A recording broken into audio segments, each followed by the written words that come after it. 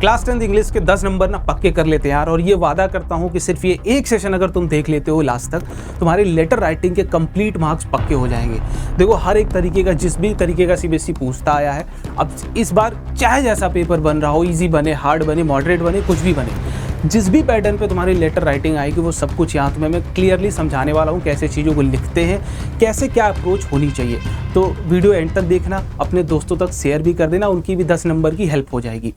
देखो फिनिश्ड होने का मतलब यह है कि जितने भी पैटर्न पर तुम्हारे यहाँ क्वेश्चन पूछे जाते हैं लेटर राइटिंग के, पहले एक बार फॉर्मेट समझ लेते हैं। सबसे पहले ये समझो कि क्या गलतियां तुम्हें नहीं करनी है अपनी लेटर राइटिंग के दौरान।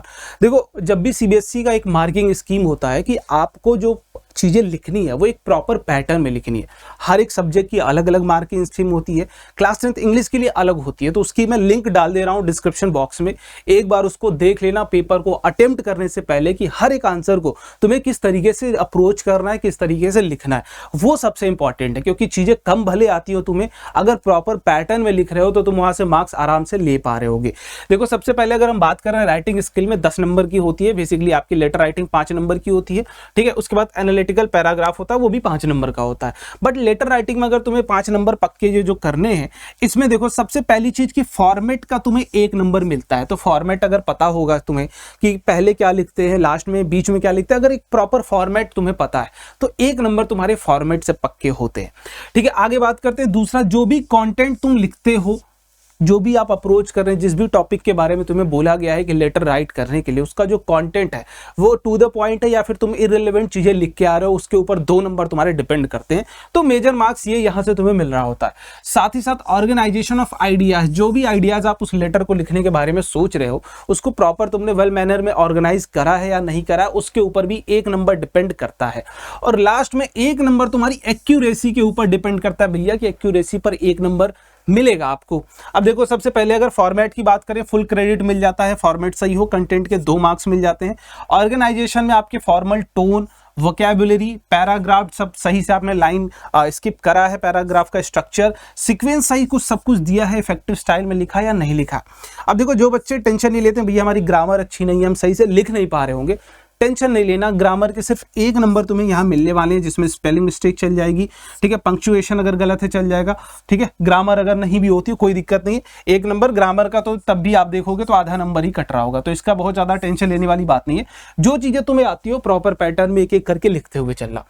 आगे बात करते हैं, अब थोड़ा सा मैं लास्ट ईयर्स का ये टॉपर आंसर की देख सकते हो 2025 के बच्चे की है, इसको देख के थोड़ा सा अप्रोच करना सीखते हैं, कैसे हमें अप्रोच करनी है। देखो अगर आप यहां देखोगे स्टार्टिंग में सबसे टॉप पे जो दिया गया है वो है एड्रेस, किसका भैया, जो आपका सेंडर है, जिसको आपको सेंड करना है।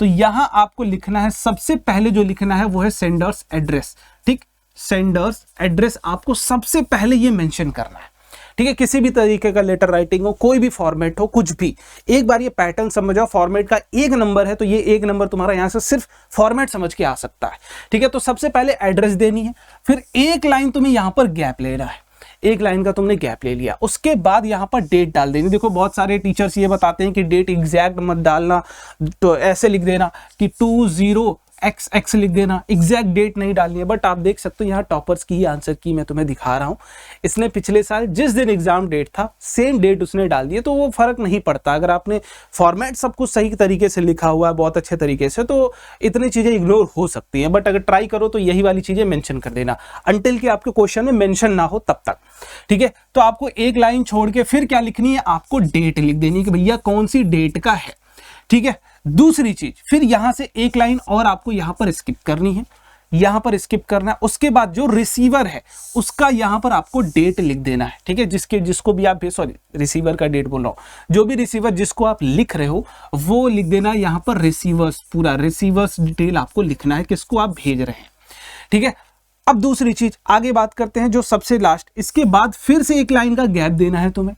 और अगेन यहां पर सबसे इंपॉर्टेंट, जिस सब्जेक्ट पर आपको बोला गया है कि आपको राइटिंग करनी है, जो भी लेटर है वो सब्जेक्ट, तो यहां पर अगर आप ध्यान से देखोगे तो सबसे पहले आप लिख लो सेंडर्स, S फॉर सेंडर्स लिख लो, D फॉर डी, यहां पर लिख लो सेंड, डेट, ठीक है। उसके बाद क्या बेटा, रिसीव, सब्जेक्ट, ये 4 पैटर्न में तुम्हें पूरा चीजें याद करना है। Send, date, receive, subject. बस ये 4 पैटर्न में अगर तुम याद कर लेते हो तो प्रॉपर लेटर राइटिंग का फॉर्मेट तुम्हें समझ में आ जाएगा। ठीक है, उसके बाद यहाँ पर सैल्यूटेशन दे देना है, respected sir, dear sir, ma'am, slash ma'am, कुछ भी करके यहाँ पर दो। लाइन छोड़ो या ना छोड़ो फर्क नहीं पड़ता, यहाँ से डायरेक्टली आप स्टार्ट कर सकते हो।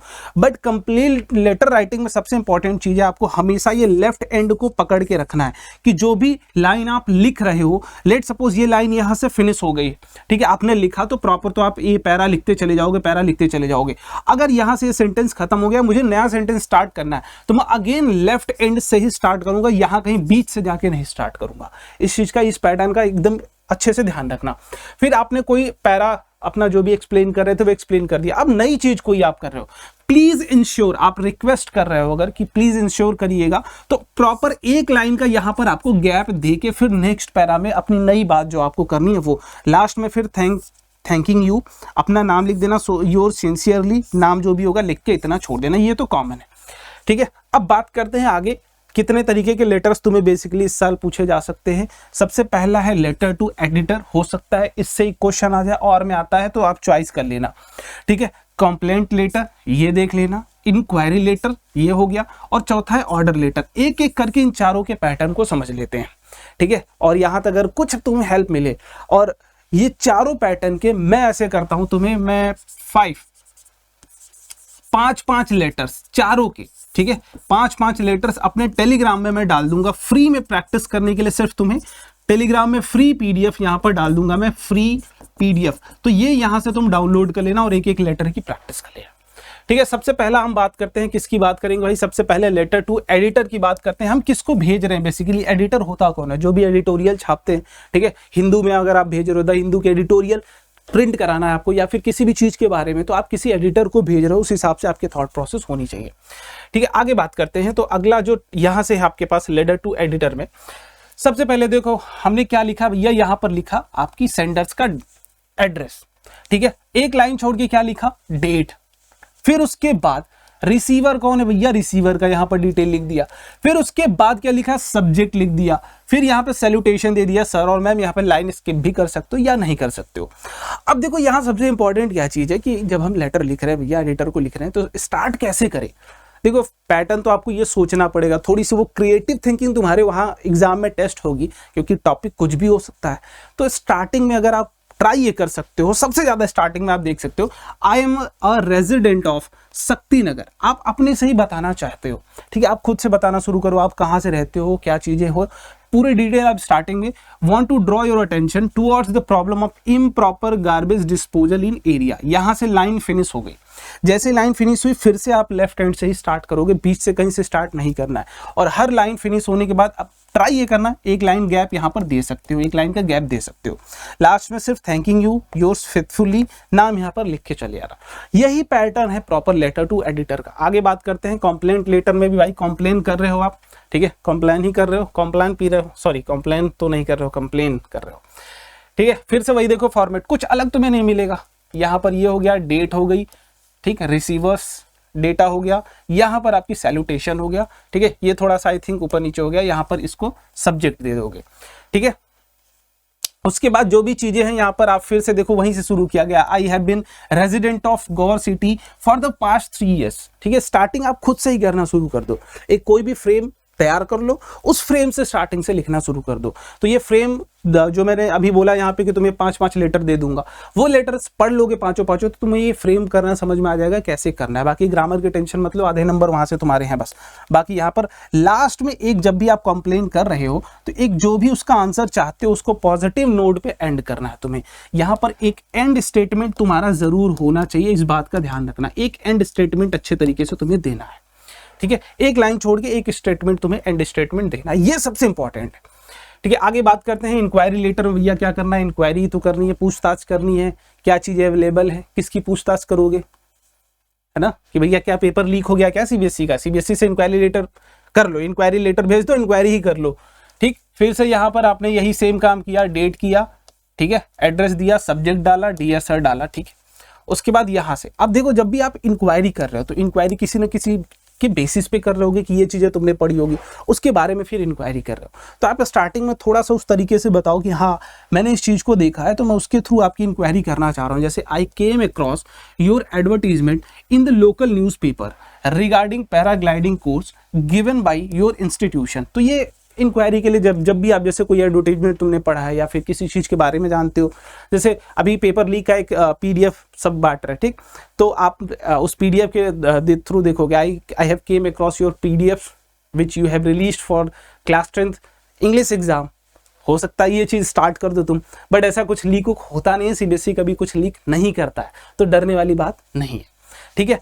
बाकी फिर लास्ट में वही सेम चीज आपको करना है। बाकी यहाँ पे इंक्वायरी पे आप डिटेल अपना लिख सकते हो, लास्ट में थैंकिंग यू और योर्स फेथफुली, ठीक है। लास्ट वाला ऑर्डर लेटर का थोड़ा सा पैटर्न चेंज हो चुका है कि कोई भी चीज आप ऑर्डर कर रहे हो तो उसके प्रॉपर डिस्क्रिप्शंस तुम्हें देने पड़ते हैं, ठीक है। तो देखते हैं क्या है ऑर्डर लेटर में। सबसे पहले यहाँ पर आपने वही सेम काम करा है, डेट लिखा है और यहाँ पर आपने फिर से रिसीवर्स एड्रेस, ठीक है, यहाँ पर डियर सर, ये ऊपर नीचे कर सकते हो, सब्जेक्ट यहाँ पर डाल दिया।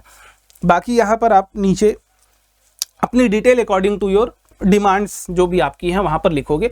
लास्ट में अगर चाहिए तो ये डिटेल आपको चार्ट इस तरीके से बना सकते हो, list of items, number of pieces, भैया हमें वेस्ट चाहिए 45, ट्रंक्स चाहिए 50, ठीक, ब्रीफ चाहिए 40, स्विम सूट्स चाहिए हमें 30, ठीक है, थर्मल वियर हमें चाहिए 35। तो ये प्रॉपर लिख के लास्ट में thanking you yours faithfully Rahul, ठीक है। तो ये कंप्लीट फॉर्मेट भी मैं तुम्हें दे दूंगा, बस तुम्हें एक काम कर लेना बेटा, ये t.me रैंकर्स बोर्ड्स जाके सर्च कर लेना या फिर @रैंकर्स बोर्ड्स भी आप सर्च कर लोगे टेलीग्राम पे, तुम्हें मिल जाएगा। ये फ्री में मैं दे दे रहा हूं तुम्हें PDF पूरी की पूरी A to Z, सिर्फ तुम्हें यही प्रैक्टिस करनी है और कुछ ज्यादा तुम्हें प्रैक्टिस भी नहीं करना है, ठीक है। ये पूरी फ्री, ये वाली सेशन की तो PDF मैं डाल ही दूंगा, साथ ही साथ जो भी फ्री वाले PDF मैंने बोले हैं कि 5-5 सारे के डाल दूंगा, एक बार उसको देख के सिर्फ तुम्हें पढ़ना है। फॉर्मेट तुम्हें पता चल चुका है, सेंडर्स, ठीक है, उसके बाद डेट डालना है आपको, फिर रिसीवर के बारे में डिटेल लिखनी है, फिर उसके बाद अपना एड्रेस सब्जेक्ट लिख देना है, फिर सॉल्यूटेशन देना है, तो वो चीजें तो फिक्स है। बीच का कंटेंट एक बार पढ़ के तुम ये लिखना अप्रोच कर लो कि कैसे स्टार्ट लेना है, कैसे चीजों को लिखना है। मैं कितना भी तुम्हें स्टार्ट लेना सिखा दूं, वहां पे जब नया क्वेश्चन देखोगे तुम खुद से ही अप्रोच करना सीखोगे, है ना। तो ये प्रैक्टिस कर करके 4 से 5 लेटर्स में ये चीजें सीख लो। बाकी आई होप तुम्हें हेल्प हुई होगी। बाकी आने वाले टाइम में इंग्लिश से रिलेटेड बहुत सारी चीजें हेल्प करूंगा, उसके बाद फिर साइंस की कंप्लीट प्रिपरेशन में यहीं इसी चैनल पर तुम्हारी करा दूंगा। तो कहीं और जाने की जरूरत नहीं है, एकदम फोकस होके पढ़ाई करो, खुद का टाइम स्पेंड करो, जितना तुम प्रैक्टिस कर सकते हो उतना प्रैक्टिस करो। बाकी कोई तुम्हें प्रॉब्लम हो, कोई भी चीजें अलग से तुम्हें फेस कर रहे हो तुम, let me know in the comment box, उनके सॉल्यूशंस मैं जरूर बता दूंगा। मिलते हैं अगले वीडियो में, बाय बाय, जय हिंद।